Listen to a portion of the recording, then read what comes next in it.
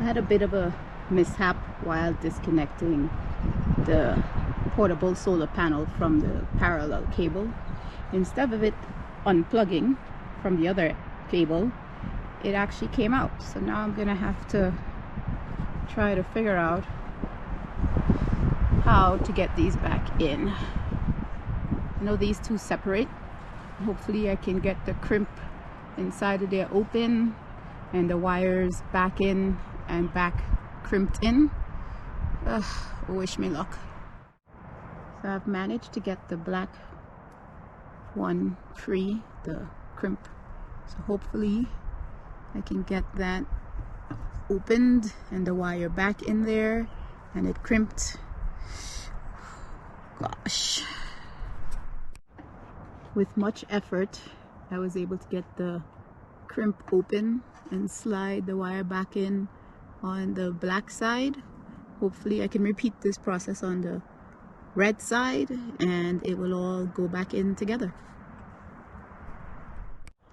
Total excitement. It is back in the case the way it should be and it's snug. Whew. God, now for the red side. Woohoo! So I got the red one back in as well. Now to get them together, they have to, the two pieces slide together as one. Probably should have slide them in first, but yeah, I didn't want to mess up the black while trying to get in the red. So they're back together, fused together, and now it's just to slide this piece back over to keep them together again. Pushing the rubber. That's kind of how they get stuck, because trying to pull, it just pulled out of here instead of disconnecting from there. There we go. It is back together, and I double checked that it's the correct orientation. With these Anderson plugs, you can switch the way they can go top, bottom, or left, right, depending on what you're plugging them into. Just make sure that you have the red positive to the positive and negative to the negative. Whew.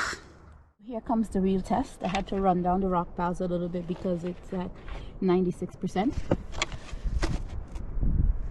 Hard to see in the sun, but yeah, it's at 96.